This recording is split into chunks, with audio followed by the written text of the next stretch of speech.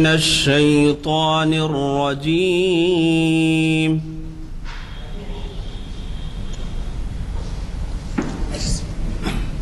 بسم الله الرحمن الرحيم.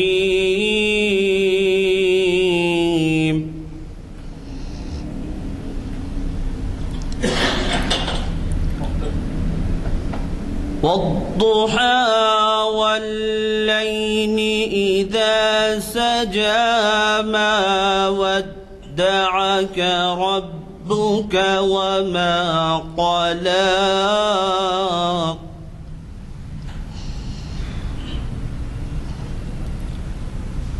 وللآخرة خير لك من الأولى ولسوف يعطيك ربك فترضى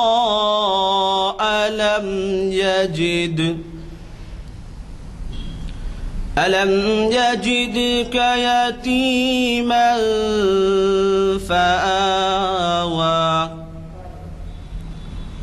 ووجدك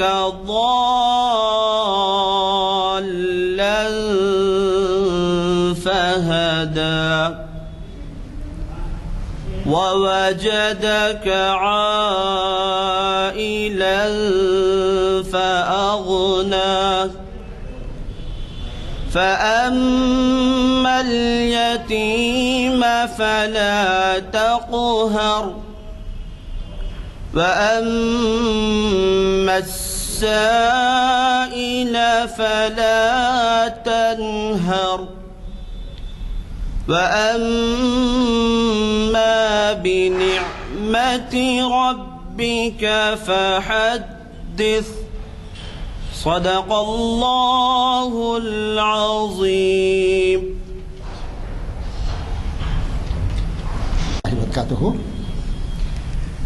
بسم اللہ الرحمن الرحیم. اعوذ باللہ من الشیطان الرجیم. بسم اللہ الرحمن الرحیم.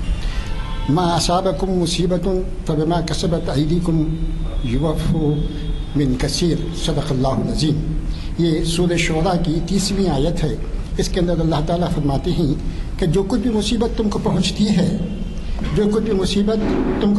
ہے وہ صرف اور صرف تمہارے اعمال کا نتیجہ ہے، تمہارے ہاتھوں کی کمائی ہے. ویسے اللہ تعالیٰ بہت سارے گناہوں کو آپ کے معاف کر دیتے ہیں. اس کا مفہوم میں ہم کو یہ بات ملتی ہے کہ ہمارے اعمال، ہمارے ہاتھوں کی لغزشیں، پیروں کی لغزشیں، آنکھوں کی لغزشیں، جتنے بھی گناہ ہوتے ہیں وہ جو ہے سب کے سب ہماری ہی اعمال کے نتیجے میں ہم پہ مصیبتیں آتی ہیں. مصیبتیں ہم پر یوں ہی نازل نہیں ہوتی بلکہ جو ہمارے اعمال کا نتیجہ ہوتی ہیں. اور اللہ تعالیٰ بہت سارے ہمارے گناہوں کو معاف کر دیتے ہیں. یہاں تک کہ اگرچہ پیر کو کانٹا بھی چبھتا ہے تو اللہ تعالیٰ اس کو بھی جو ہے معاف کر دیتے ہیں. وہ گناہ مصیبتیں ہماری گویا ہمارے گناہوں کا کفارہ ہو جاتی ہیں. میں اب جناب ضیاء الدین نیر صاحب کو دعوت کلام دیتا ہوں کہ وہ تشریف لائیں اور یہ ہماری محفل جو جامع مسجد عالیہ گن فاؤنڈری میں بعد نماز عصر کے 1063ویں نشست ہے اس کو مخاطب کریں.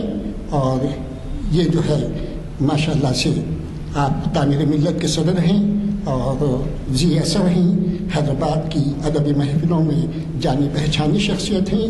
ہماری یہ خوش قسمتی ہے کہ وہ ہم کو ہمہ وقت جو ہے مہیا ہوتے ہیں اور مخاطب کرتے ہیں. میں ان سب کی طرف سے ان کا شکریہ ادا کرتے ہوئے ادباً گزارش کرتا ہوں کہ وہ آئیں اور آج کے موضوع پہ جو اقبال کی مشرق کی پیام مشرق کا تجزیے کے عنوان سے وہ مخاطب کریں. جناب نیر صاحب. نصلی علی رسولہ الکریم. اما بعد. ربی یسر ولا تعسر وتمم بالخیر. محترم غلام یزدانی صاحب، سینئر ایڈوکیٹ، بانی محافل، اور آپ کے رفقا، السلام علیکم ورحمۃ اللہ وبرکاتہ. آج میری شرکت بھی ایمرجنسی میں ہوئی کیونکہ لقاء الحق صاحب اچانک صحت کی وجہ سے وہ نہیں آ سکے، اور ایسے وقت جو مسئلہ رہتا ہے ریپلیسمنٹ کا، وہ جو ہے کئی برسوں سے آپ اس کو فیس کرتے ہوئے آ رہے ہیں. لیکن آپ یہاں تھوڑے لوگ ہیں، ہو سکتا ہے تھوڑی دیر کے بعد اور لوگ آ جائیں، لیکن جو ذمہ داری ہم پر ہے، یہاں پر جو موجود ہیں ان سب پر ہے کہ یہ جو تحریک چل رہی ہے، یہ تحریک کس لیے چلتی ہے کہ نئی نسل کو خاص طور سے اور اہل علم کو گفتگو کرنے، معلومات میں اضافہ کرنے، اور اس کی وجہ سے پھر اپنی زندگی میں جو ڈسپلن آئے گا جی، اور آنے والی نسلوں تک یہ پیغام ارسال کیا جائے گا. اس لیے یہ محنت اتنی کر رہے ہیں. ہزاروں جو ہے ورقیے چھاپتے ہیں، اخبارات میں وقت سے پہلے دیتے ہیں جی، اور جہاں موقع ملا شادیوں میں گئے، تقاریب میں گئے تو برابر ان کو دعوت نامہ پیش کیا جاتا ہے. تو ان تمام کوششوں کے بعد جو ریئیکشن ہونا چاہیے اتنا ابھی ہم کو نظر نہیں آ رہا، اور کچھ اس میں مایوسی کی بات نہیں ہے، کوشش کرنا ہے. لیکن اب خاص طور پہ آپ کی اور ہماری ذمہ داری ڈبل ہو گئی ہے. کیوں کہ جو ہے بہت سارے نوجوانوں کو ابھی بھی اسلامیات سے دلچسپی نہیں ہے، اور اقبالیات پہ کتابیں رکھی ہیں. آپ جانتے ہیں اقبال اکیڈمی میں جی صرف علامہ اقبال پر 6000 کتابیں ہیں، اردو میں، انگریزی میں، تیلگو میں، عربی میں، فارسی میں، تو ان کے خود آدھا کلام سے زیادہ فارسی میں. تو وہ ہمارا جو ہیریٹیج ہے، ورثہ ہے، اس کو جو ہے آگے بڑھانا ہے. یہ بڑی ہم پہ ذمہ داری ہے. بعض وقت میں رات میں سوچتا ہوں کہ اگر یہ اب ہم ختم ہو گئے تو بعد میں یہ کتابوں کو کیا ہوگا، کیا حشر ہوگا. کئی لوگ، آپ یقین کیجئے، ہفتے میں ایک آدمی تو ضرور آتا، کیا ہے ہمارے پاس کتابیں ہیں، ہم آپ کو ڈونیٹ کرنا چاہ رہے ہیں. بولتے یہ نہیں کہ والد کا انتقال ہوا، آپ کوئی پڑھنے والے نہیں ہیں، وہ کتابیں جو ہے ہم دیکھ بھال کرنا اس کی. بعض ورقیے پھٹے ہوئے رہتے، اس کو جلد سازی کرانا جی، اور اس کو کمپیوٹر میں درج کروانا. ڈیجیٹائزیشن آج کل نیا نکلا ہے، لیکن ڈیجیٹائزیشن سے آپ جانتے ہیں کہ لکھنے پڑھنے والوں کو زیادہ کچھ فائدہ نہیں ہوتا. ہاں، کوئی معلومات کرنے کے لیے کمپیوٹر میں ڈال دیے بھائی محمود گاما کہاں تھا، حسن گنگو مہمنی کدھر تھا، اتنا مل جاتا. لیکن ان ڈیٹیل جو اسٹڈی کرنے کا رہتا وہ موقع نہیں رہتا. اس کے لیے ہم کو کتاب ہی مفید ثابت ہوتی ہے، کتاب خوانی ہی ہونا. تو یہ ذوق اللہ کرے ہماری بیٹیوں میں اور بیٹوں میں، کیونکہ لڑکیوں کا نام میں پہلے اس نے لیا ہے کہ دے آر سنسیئر، پھر بھی ان میں سنسیئرٹی ہے. جا کے جہاں بھی دیکھے آپ، بیدر میں دیکھے جو اسکول چل رہا ہے، 800-900 بچے ہیں، بعض جو ہے میڈیسن کر رہے ہیں، حفظ قرآن بھی کر رہے ہیں. تو مایوسی نہیں ہے، بعض جگہ ہو رہا ہے کام، لیکن ابھی کام کی ضرورت ہے، آگے بڑھنے کی ضرورت ہے. آپ گھر پہ بیٹھ کے ہی پرسوں کریے کسی کے، ایک نوجوان بچے کو کہ بھئی میاں کیا کر رہے اس ہفتے، تم کیا کر رہے، کب آ رہے جی. اور ایسا ایک ہمارے شہر میں، وسط شہر میں ایک اجلاس ہے، تو آنا، تم لوگ آ کے فائدہ اٹھانا. یہ ہماری سب کی مشترکہ ذمہ داری ہے. اور خصوصاً اب فارسی زبان کے بعد انہوں بولے، ہمارے جو کونسل جنرل ہیں حیدرآباد میں، انہوں نے کہا کہ میں آپ کو فارسی کا ٹیچر میسر کر دیتا ہوں، کوئی پڑھنے کے لیے آ گئے تو بس ہے. تو بعض ہو سکتا ہے، بعض ہمارے قبلہ کے جو ہے ہمزلف تھے، ان کا نام منان صاحب تھا، اور he was about 60 years old. Job ختم کر کے آ کے اس عمر میں قرآن شریف کا حفظ کیے، 58 سال 60 سال کی عمر میں، ماشاء اللہ. تو ارادہ ہو تو کام ہو جاتا ہے، کوئی ایسی بات نہیں. رہا ہمارے لیکچر کے بارے میں، آج جیسا میں نے کہا لقاء الحق صاحب نہیں آ سکی، اور مجھے موقع بھی نہیں ملا کہ اس مضمون پہ میں اتنی اسٹڈی کر سکوں، تیاری کر سکوں. تو کچھ باتیں اس عنوان کے تعلق سے میں آپ کے سامنے گزار کرنا چاہتا ہوں. میں اور آپ بھی غالباً گئے ہوں گے، ترکی گئے تھے ہم لوگ. ترکی میں ماشاءاللہ مسجدیں جو ہیں استنبول میں ایسے شاندار، اللہ اکبر، یعنی سامنے کھڑے رہے تو ٹوپی ہماری گر جاتی پیچھے سے، اتنی بلند و بالا، دیو خامت، اور بہترین فرش، اور سرما کا موسم ہے تو گرم توالیں، جہاں وضو کیا جاتا ہے وہاں پر اس کو آراستہ پیراستہ صاف ستھرا بغیر کسی بدبو کے ایسے جو ہے وہ میسر.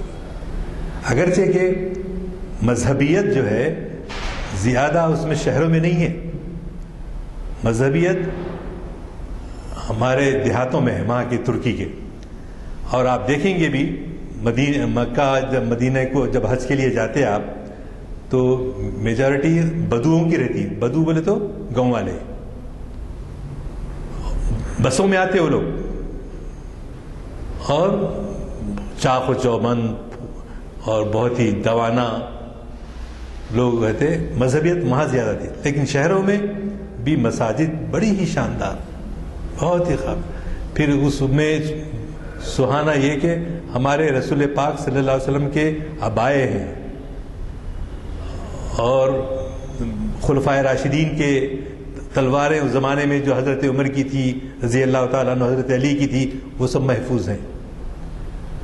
تو اگر کوئی اب تک سفر نہیں کر سکے ہیں تو جاننا دیکھنا بہت دیکھنے کی چیز ہے. میں یہ تمہید اس لیے باندھ رہا ہوں کہ میں آنے والا موضوع جو آپ کے سامنے پیش کر رہا ہوں وہ ہے مسجد قرطبہ. اس سبجیکٹ سے ریلیٹڈ بھی ہے لیکن بہت زیادہ نہیں. لیکن میں نے وہ ترکی میں ایسی مساجد دیکھی، اور بچے کی ختنہ سرکمسیشن جو ہے جو اہتمام سے کرتے ہیں وہ لوگ ہاتھی پہ بٹھا کے جلوس نکالتے، ہاتھی پہ بٹھا کے. تو وہ بات چیزیں غلطی بھی آ گئے ہیں معاشرے کے اندر. بے پردگی آج کل ہمارا جو کرناٹکا اسٹیٹ ہے وہاں پر خاص طور سے جو بے پردگی کے بارے میں جو تحریک چلائی جا رہی ہے، بھاجپا اور ان کے ہمنوا پورے آہستہ آہستہ اس چیز کو جو ہے پورے اسٹیٹس میں پھیلانا چاہ رہے ہیں. تو مسلمانوں کو چاہیے کہ اہتمام کریں اس سے بچنے کا، لیکن بہت ہی دانشوری کے ساتھ، دانشمندی کے ساتھ. ہر چیز جو ہے مقابلے کرنے کے لیے یا اس طرح سے نہیں الجھایا جا سکتا، بلکہ ان کو دعوت دینا ہے. دعوت دینے کے لیے ہم کو ہو سکتا ہے کچھ تاخیر بھی لگے. جو کام ہم کو پہلے سے کرنا چاہیے تھا ہم نہیں کرے، وہ تو آپ اور ہم جانتے ہیں. جی اگر وہ کام ابھی گزشتہ ہفتے بھی میں بتایا کہ جگن موہن ریڈی جو ہائی کورٹ کے چیف جسٹس تھے، انہوں نے کہا کہ اگر مسلمان جب پہلی دفعہ 711 میں صرف 16 سال کی عمر تھی وہ لڑکے کی، وہ سفر کر کے آتا ہے، اس کے بہنوی یا بعض کتابوں میں آتا ہے کہ بہنوی نہیں بلکہ کچھ رشتہ داری تھی، تو ان کو جو ہے محمد بن قاسم کو جو ہے بھیجا. تو محمد بن قاسم اس وقت عمر میں صرف کیا تھے، 16 سال کے تھے. 16 سال کا لڑکا 6000 فوج کو لے کر آتا ہے، اس کو بھیجا جاتا ہے، اور سندھ میں اس کا مقابلہ ہوتا ہے، اور فتوحات کرتے ہوئے وہ آگے بڑھتے ہوئے ملتان تک پہنچاتا ہے. ملتان کی آبادی اس وقت اتنی نہیں تھی، لیکن اس لڑکے نے، محمد بن قاسم نے، اسلام کی ترغیب، اس کے درس مساوات، جی ایک ہی صف میں کھڑے ہو گئے محمود و ایاز، نہ کوئی بندہ رہا اور نہ کوئی بندہ نواز. یہ ہم شعر تو پڑھتے ہیں، لیکن اس شعر کے ساتھ ساتھ ہم کو وہ محمد بن قاسم کے کنٹریبیوشن کو یاد کرنا چاہیے کہ اس لڑکے نے بڑی دلیری کے ساتھ مقابلہ کیا، اور 50,000 لوگوں کو صرف 2-4 سال کے اندر مسلمان بنا کر افسوس کہ اسی زمانے میں اندلس میں اسپین میں بھی جو ہے ایک اموی خلیفہ نے ایک آدمی کو بھیجا، عبد الرحمن الداخل. وہ بستے بچاتے جو ہے کہاں آئے، وہ اس کو اسپین کو آئے. اسپین کو آنے کے بعد جب وہ وہاں کی زمین پر اترے تو انہوں نے اترتے ہی اپنے جو کشتیوں سے سفر کیا تھا ان کشتیوں کو جلا دیا. آپ اندازہ آئیے کہ یہ دانشور کا کام ہے، کیا بولیں گے آپ؟ کوئی عقل مند بھی ایسا کر سکتا، کیا بولیں گے کہ اب اگر ہم کو شکست ہو گئی تو واپس کیسے جائیں گے جبکہ ہماری کشتیاں جلا دی گئیں؟ تو یہ ساتھیوں نے کہا طارق بن زیاد سے کہ تم کوئی دانش مندی کا کام نہیں کر رہے. چوں اندلس سفینہ سوخت، چوں طارق جو ہے جب اترے سرزمین پہ تو انہوں نے کشتیوں کو جلا دیا. اندلس بالکل جو شعر فارسی کا ہے وہ میں آپ کو سنانا چاہتا ہوں. طارق چوں بر کنارے اندلس سفینہ سوخت، طارق چوں بر کنارے اندلس سفینہ سوخت، جلا دیا. سوخت بولے تو جلا دیا. گفتن کار تو بنگاہ خرد کتاست. تو ساتھیوں نے کہا گفتن کار تو، تیرا یہ کام جو ہے کوئی دانشوری کا کام نہیں ہے. گفتن کار تو بنگاہ خرد خطاست، بڑی غلطی کی تو نے. تو وہ اپنے شمشیر کا جو وہ ہوتا ہے مٹ جو پکڑنے کا، اس کو اس پر ہاتھ رکھ کے دست و خویش برد و گفت، اس پہ ہاتھ رکھ کے اس نے کہا کہ ہر ملک ملک ماست کے ملک خدا ماست. کیونکہ تم واپس جانے کا کیا سوچ رہے ہو؟ ہمارا ہر ملک ہمارا ملک ہے، اور ہم کو جو ہے یہاں یہ نہیں سوچنا چاہیے کہ ہم شہید ہو جائیں تو کیا ہوگا، ہم جو ہے غازی بن کر رہ جائیں گے تو کیا ہوگا. اب آپ بولیے اتنا اہم سوال، کوسچن مارک ہے یہ اشعار صرف 2 کی ربائی ہے کہ کیا آج کے لوگوں کے لیے اس میں پیغام نہیں ہے؟ کیا اس وقت کے حالات ہی ویسے تھے طارق بن زیاد کے جیسے؟ آج اگر ہم کوئی بات کرنے کی کوشش کریں تو بولتا ارے پاگل ہوئے میاں، اونٹ مگرمچھ سمندر میں ہے، اس کے ساتھ رہنا کیسا بات کر رہے ہیں آپ؟ مگرمچھ کے ساتھ ساتھ رہنا چاہیے.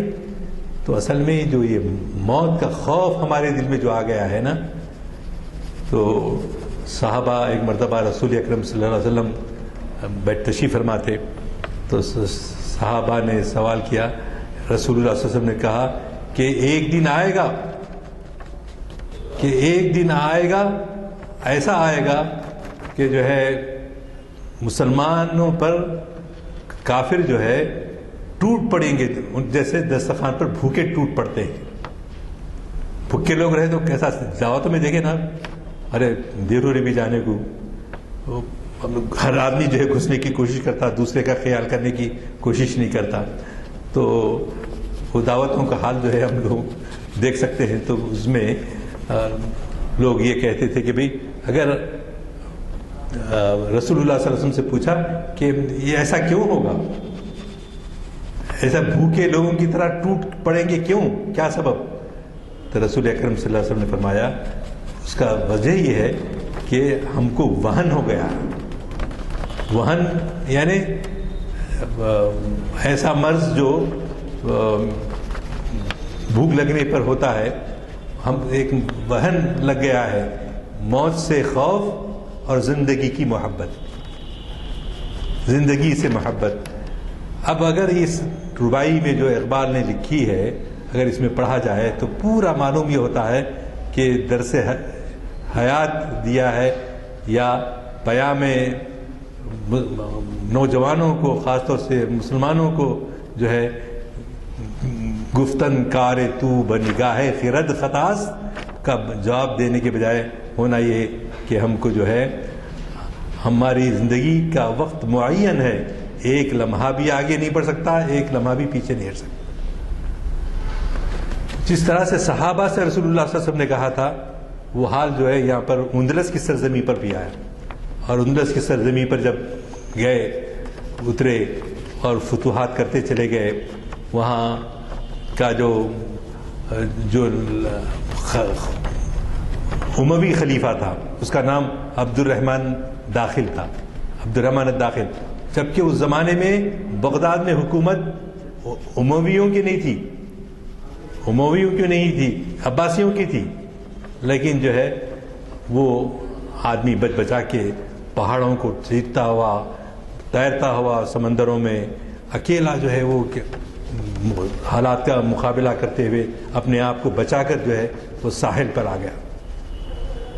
اس کی آپ زندگی پڑھیں گے عبد الرحمن داخل کی تو حیران رہ جائیں گے, کیا جرأت ہے, کیا والہانہ اپنے آپ کو شہید کرنے کا جذبہ ہے جی عبد الرحمن داخل. اور اس نے جو ہے مسجد قرطبہ کی بنیاد رکھی. کیسی قرطبہ کی؟ حال تک بھی جو ہے جو لوگ گئے ہیں, علامہ اقبال بھی جا کر آئے وہاں پر. اور آپ کو معلوم ہے کہ 1932 میں اقبال جو ہے گول میز کانفرنس میں شرکت کے لیے لندن گئے تھے. واپسی میں بیروت سے ہوتے ہوئے اور جرمنی سے ہوتے ہوئے وہ جو ہے اسپین پہنچے. اسپین میں جا کے جب انہوں نے کوشش کی کہ مسجد قرطبہ میں 2 رکعت صلاۃ الحاجت پڑھوں, تو وہاں چونکہ قبضہ عیسائیوں کا تھا, انہوں نے کہا میں اجازت نہیں دے سکتا, میں یہاں کے جو چیف ہیں ان سے جا کر ملوں گا اور ان سے اجازت لے کر میں تم سے اجازت دوں گا. اگر تو وہ اب مولوی حضرات اقبال کو کافر نہ بول دیں کہ اقبال جو ہے فوری وہ آدمی پلٹ 2 رکعت نفل کی نیت بن لی. اور فوٹو ہے اس کی.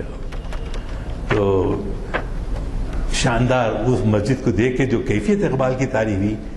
اقبال تو کہتے ہیں کہ خود وہ کہتے ہیں کہ میرے کلام میں جو بڑی بڑی نظمیں بھی لکھی ہیں میں نے, اس میں یہ سب سے عمدہ ترین نظم ہے. کیا اس میں آمد ہے, کیا اس میں اگر وہ اشعار ہم فارسی میں پڑھے اور سنیں, جیسے یہاں پر ہمارے مستر مجاز صاحب سناتے تھے بیچارے, اللہ غریق رحمت کرے, تو وہ جو ہے کوشش عبد الرحمن داخل کر کے وہاں پر اس نے سب سے پہلے ایک مسجد کی تاسیس کے لیے آپ جگہ منتخب کی ہے. اور ایسی شاندار مسجد, اس کے حدود اربع, اس کے جو ہے محراب, اس پہ اس مسجد میں ممبر پر بیٹھ کر جو خطبہ دیتے تھے ان کا سونے سے اور چاندی سے بنا ہوا ہے. نہیں, اب مسلمانوں کی ایسی تاریخ تھی کہ وہ لوگ کہاں سے کہاں پہنچ گئے. اور بتایا کہ نہ صرف مسجد کی حد تک انہوں نے کام کیا بلکہ تحقیق, جستجو. کیونکہ آج ہم ناکامی کا وجہ ہمارا کیا ہے, ہم میں ہو شوق اس بات کا نہیں رہا کہ تحقیقات کرنا چاہیے. بہت بات تو ڈاکٹر انجینئر یہی بولتے تھے, لیکن ہونا یہ چاہیے کہ تحقیقات کے لیے بھی ہمارے بچوں میں ذوق پیدا ہونا ضروری ہے. اور اتنی شاندار مسجد کہ اس زمانے میں مرمر کہیں سے دور سے منگایا, ایسی بہترین لکڑی کہ جس کی خوشبو اور اس کی وجہ سے جو ہے مہک جاتے چارے دیواریں. ایسا جذبہ ہے وہ نظم کے اندر. یہ نظم جملہ 84 اشعار پر مشتمل ہے, 84 اشعار پر. اب آپ اگر اس زمانے کا موازنہ موجودہ تاریخ سے کریں گے تو نہیں کر سکتے آپ, کیونکہ کس سن میں وہ تعمیر کی گئی تھی. خود عبد الرحمن داخل کے انتقال کے بعد ان کے بیٹے ہشام نے دلچسپی لی, والد کے کام کو چھوڑا نہیں, والد کے کام کو اس نے آگے بڑھایا. آگے بڑھا کر ہشام جو ہے نمبر 2 بیٹا تھا, پھر اس کا بیٹا, اس طرح سے 3 نسل میں جا کے کہیں وہ مسجد کی تعمیر مکمل ہوئی. دور دور سے سنگ مرمر منگائے گئے.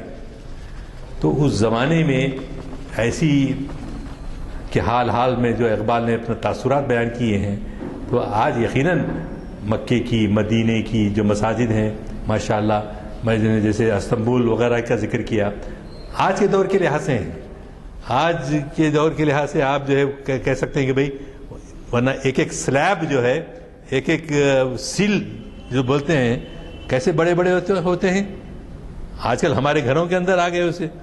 لیکن اگر ہم مسجد قسطنطنیہ کا موازنہ موجودہ عصر کے مساجد سے کریں تو معلوم حیرانی رہتی ہے کہ کیسے لوگ تھے. اب اس مسجد کے پس منظر میں اقبال جو ہے بے قابو ہو جاتے ہیں، اور ایسی نظم انہوں نے کہی کہ انہوں نے کہا ایسے جذبات مجھے کبھی اور نصیب نہیں ہوئے تھے. اب چونکہ چند دنوں کے بعد شب معراج بھی ہونے والی ہے تو اس وقت تفصیلات بیان کی جائیں گی انشاءاللہ. تو کہ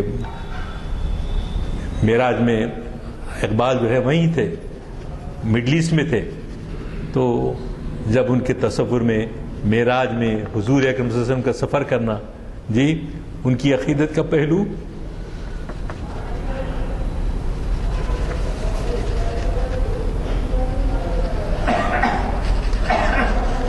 بہرحال جو اقبال نے اپنا قلم توڑ دیا کہتے ہیں لکھ کے، تو قلم توڑ دینے والی بات کہ خود انہوں نے اپنے زبان سے کہی کہ ایسے جذبات میں نے کبھی محسوس نہیں کیے تھے جو اس سرزمین پر جب مجھے اندلس جانے کا موقع ملا اور الحمرہ کو قائم کیا اور قرطبہ کو بنایا، اور اس کے بیٹے نے اس کام کو جاری رکھ کر، لیکن بعد میں یہ جب عیسائی آئے اور عیسائیوں نے جو ہے اس پہ قبضہ کیا تو بہت سارے اس کے چھت کے اوپر جو سلیبس تھے وہ سب جو ہے اس کو مختلف دوسری چیزوں سے ڈھانپ دیا اور وہ حکومت کرتے رہے. لیکن چند دنوں کے بعد جب ذرا تھوڑی سی گرمی کم ہوئی جنگ کی تو پھر جو ہے آزادی ملی، مسلمانوں کو دے دیا گیا مسجد قرطبہ. تو بعد میں اس کے جو کور کیے گئے تھے، جیسا آپ دیکھے ہوں گے کہ گنیش کا جلوس نکلتا تو بیگم بازار میں وہاں پہ جو مسجدیں ہیں اس کو سارے کور کر دیتے، سارا کور کر دیتے. جلوس کے وقت جلوسی بے قابو ہو کر مسجد کو نقصان نہیں پہنچانا، بلکہ یہ چند سالوں سے گورنمنٹ کر رہی ہے.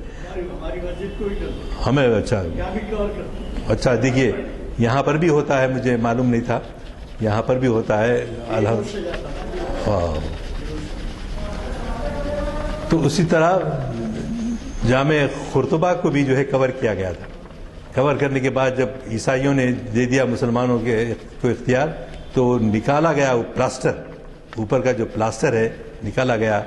اس کے باوجود جو ہے ماشاءاللہ وہ مسجد جیسی کی ویسی تھی، کچھ اس پہ دھبے اسکریچز یا کوئی ایسی نہیں ہے، جیسے کہ ویسے رہے. البتہ 1400 سے زیادہ ان کے ستون تھے، وہ کم کر کے گرا کے کر کے وہ جنگ کی وقت تھی وہ تقریباً 80-82 تعداد رہ گئی. تو یہ ہماری تاریخ ہے. اب اگر ہمارے پاس بعض ذہن ایسے بھی ہوتے ہیں، اللہ میاں صرف بولے، رسول اللہ صلی اللہ علیہ وسلم بولے ہم کو کہ صرف 2-3 مسجدوں کی زیارت کر سکتے، بعد میں نہیں کر سکتے. حرام، مسجد حرام مکے میں، مسجد نبوی مدینے میں، اور جو ہے بیت المقدس کی جو ہے مسجد، یہ 3 جو ہے ارادے سے آپ جا سکتے، ورنہ نہیں جا سکتے. ہمارے مولوی لوگ بول دیتے. لیکن تھوڑا سا ہم کو سوچنا چاہیے، فتوے ایسے دے دینے سے پہلے ہم لوگوں کو یہ سوچنا چاہیے کہ اس سے جو انسپریشن قوم کو ملتا ہے، جو کنٹریبیوشن ہماری قوم نے کن کن مراحل میں، کس کس زمانے میں کیا کیا ہماری قوم نے ترقی نہیں کی، کس کس میدان میں آپ جو ہے آرکیٹیکچر کے میدان میں جائیے، آپ جو ہے کیلیگرافی کے فن میں جائیے، یا آپ تحقیقات علمی جو مسلمان جس عروج پہ پہنچے تھے، جی اس میڈیسن میں، ہاں جی ہاں میڈیسن میں بھی بالکل صحیح ہے، میڈیسن میں تو ہر علم کے میدان میں جو ہے مسلمان کافی ترقی کر گئے تھے۔ 1932 عیسوی میں جب علامہ اقبال نے مسلمانوں کے فردوس گزشتہ، فردوس گمشدہ اندلس کی زیارت کی تو مسجد قرطبہ میں حاضر ہوئے۔ یہ حاضری آثار قدیمہ کے کسی شوقین کا سفر نہیں تھا، بعض جیسا کوئی جاتا ہے شوق کے لیے، اپنی تحقیقات کے لیے جاتا ہے، تو لوگ بولے ایسا سفر کرنا منع ہے۔ ایسا نہیں ہے، رسول اکرم صلی اللہ علیہ وسلم پاک کے اس ارشاد کی توصیے پڑھے، مسلمانوں کو اور اسلام کو ترقی پہنچانے کے لیے، آگے کنٹریبیوشن کرنے کے لیے، جب تک آپ تحقیقات کے میدان میں نہیں رہیں گے، میڈیسن میں جو کتابیں شائع لکھی گئی اس زمانے میں وہ لاجواب ہیں، اب تک وہ میڈیسن میں پڑھائی جاتی ہے کتاب۔ تو کہنے کا مقصد ہے کہ ہم لوگ بعض وقت جو ہے ہمارے علماء بھی تنگ نظر ہو کے یہ کہتے ہیں کہ بھئی یہ ایسا، یہ فعل غلط ہے، ایسا نہیں ہے، بلکہ اس کی حکمت عملی کو سمجھنا چاہیے کہ رسول اکرم صلی اللہ علیہ وسلم نے کیسے ارشاد فرمایا، کیا ارشاد فرمایا، تاکہ ہمارے علمی وسعتیں جو ہے وہ محدود ہو کر نہ رہ جائیں۔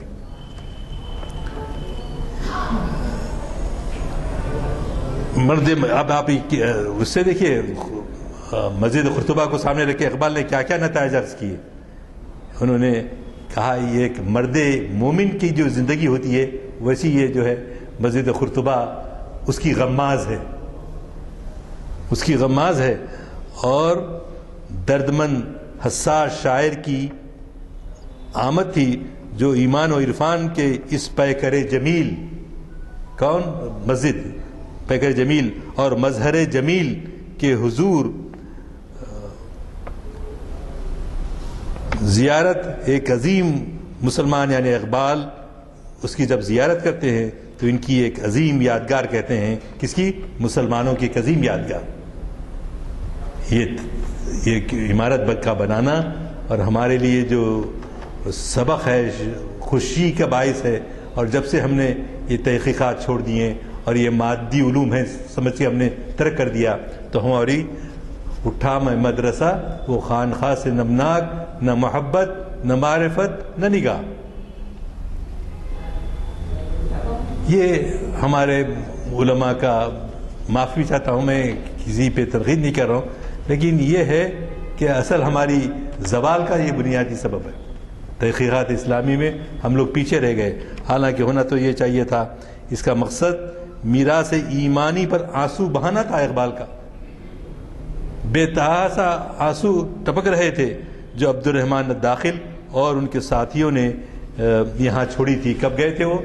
ان کا جو پوترا نکلا ہے وہاں سے 1910 عیسوی میں، 1905 عیسوی میں، ابھی ایک 500 سال ہوئے سمجھے ابھی کہ ہم چھوڑ کے، ان کا جو بادشاہ تھا اس وقت اس کا نام عبداللہ تھا، واپس جاتے جب وہ استنبول کی پہاڑی پر کھڑے رہ کر رو رہا تھا کہ کیسی ہمارا اقتدار تھا، کیسی ہماری حکومت تھی، آج ہم کو چھوڑ کر، شکست کے بعد ہم کو اپنے شہر کو چھوڑ کر جانا پڑ رہا ہے۔ آپ ہم کنگوٹی کے بعد سے گزرتے ہیں، ان کے گیٹس کو دیکھ کر کیا ہوتا ہے؟ کیا تھا ہمارے جلال و جمال، کیا تھا، اور اب کیا ہے؟ ان کی اولاد کہاں کہاں گھوم رہی ہے۔ تو یہ سب غفلتوں کی وجہ سے ہم ان حالات سے دو چار ہوئے ہیں۔ دوبارہ اگر آنا ہے تو 2-4 دن نہیں لگیں گے۔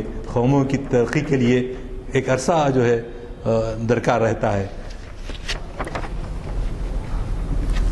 اور جو ہے اقبال کے یہ اشعار آپ کے لیے سوغات ہیں۔ ہاتھ ہے اللہ کا بندے مومن کا ہاتھ، ہاتھ ہے اللہ کا بندے مومن کا ہاتھ، غالب و کار آفریں کارکشا کارساز، خاکی و نوری نہاد بندے مولا صفات، ہر دو جہاں سے غنی اس کا دل بے نیاز، اس کی امید خلیل اس کے مقاصد جلیل، اس کی امید خلیل اس کے مقاصد جلیل، یعنی محنت کرنا ضروری ہے۔ محنت کے بغیر ہم جو ہے صرف مقاصد ہمارے اعلیٰ رہے اور کام ہم اس کے لیے نہیں کریں گے، تو اقبال بھی کہتے ہیں، قرآن بھی کہتا ہے، اور ہر دانشور کہے گا کہ بھئی اس میں کوئی تبدیلی نہیں آئے گی۔ نرم دمے گفتگو، اس کا انداز کیسا ہوتا ہے مومن کا؟ اس کی ادا دل فریب، اس کی نگاہ دل نواز، نرم دمے گفتگو، گرم دمے جستجو، رزم ہو یا پزم ہو، پاک دل و پاک باز۔ شوق میری لے میں ہے، شوق میری نئے میں ہے، نغمہ اللہ میرے رگ و پے میں ہے۔ شوق میری لے میں ہے، شوق میری نئے میں ہے، نغمہ اللہ میرے رگ و پے میں ہے۔ نفس ہیں سب ناتمام، نقش ہیں سب ناتمام، خون جگر کے بغیر۔ جد و جہد ابھی اس تک کی قوم کے لیے، ہم تو صرف اپنی ذات کے لیے جیتے ہیں، ہم قوم کے لیے، مذہب کے لیے، اپنے تمدن کو بحال کرنے کے لیے ہمارا کہیں کنٹریبیوشن ہے؟ یہ بیدار ہونے کی ضرورت ہے۔ وہ نقش ہیں سب ناتمام، خون جگر کے بغیر، نغمہ ہے سودائے خام، خون جگر کے بغیر۔ عشق سے ہتی سے ہے تابناک، عشق ہے صحبائے خام، عشق ہے کاسل کرام، عشق فقیہ ہے، عشق امیر جنود، عشق ہے ابن سبیل۔ اس کے ہزاروں مقام۔ ان اشعار سے یہ ثابت ہوتا ہے کہ زندگی اور عشق میں گہرا تعلق ہے، زندگی اور عشق میں گہرا تعلق ہے۔ زندگی تو ہے، اگر عشق نہیں ہے تو وہ عشق نہیں ہوتا جو میر تقی میر کا، غالب کا عشق، یہ اقبال کا عشق ہے۔ اقبال کے عشق میں فرق کرنا پڑے گا کہ وہ عشق اور یہ عشق ہے۔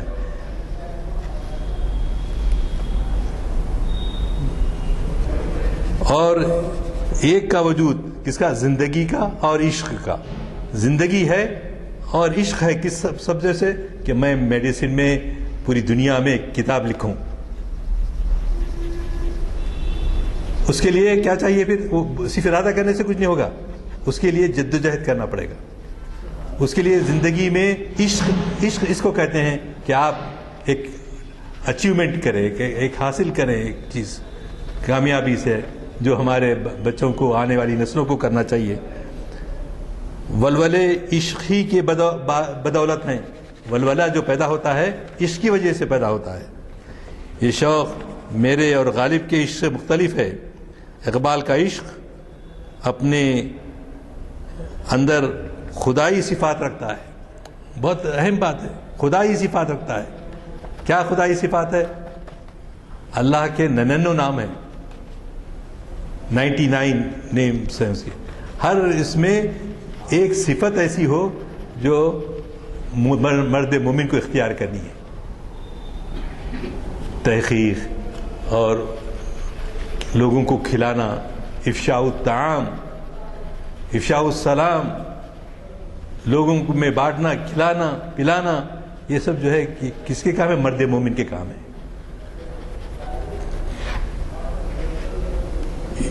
عشق دم جبرائیل، عشق دل مصطفیٰ، عشق خدا کا رسول، عشق خدا کا کلام، عشق خدا کا کلام۔ تو یہ ساری جو صفات ہیں مرد مومن میں پیدا ہو سکتی ہیں، اور اس کو اقبال نے ایک مسجد خردبہ کے پس منظر میں یہ باتیں اپنی قوم تک پہنچائی ہیں کہ آپ کو اس میدان میں، اور اقبال جو تڑپتے ہیں، تڑپتا ہوا دل رکھتے ہیں، وہ اس کو ہم اپنے سامنے رکھیں اور اپنی نئی نسل کو ان باتوں سے خوب واقف کرائیں۔ تو جبھی یہ میں سمجھتا ہوں کہ ہمارے دن واپس آ سکتے ہیں۔ حال یہ ہے جو اکثر میں کہتا ہوں، بجھی عشق کی آگ اندھیر ہے۔ اگر عشق نہیں ہے، زندگی کیا ہے؟ بے ماں، کوئی اس میں دلچسپی ہی نہیں ہے۔